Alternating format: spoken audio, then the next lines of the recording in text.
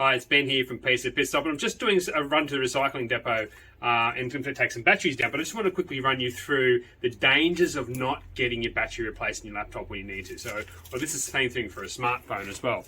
If you see any bulging of the keyboard, or you start to see the battery at the back start to change shape or color, then you really need to get something done about it. So basically, this has come out of a MacBook.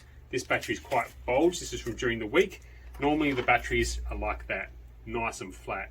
So basically these batteries are organic. They have organic materials in them, and as they start to go off, they'll start to implode and go like this. So basically all batteries eventually go like this, but it's a matter of just catching that. Now, if this bursts for whatever reason, a lot of smoke will come out, and then it will spontaneously combust. So it'll actually get really hot and start a fire. So you really want to get on top of these. So this customer noticed that the keyboard was starting to raise. They come in, we got them out, replaced it with another battery, and they're off and away again. So it was at a Mac that was about 5 or 6 years old. Any questions, let me know. Otherwise, we'll see you in the next video.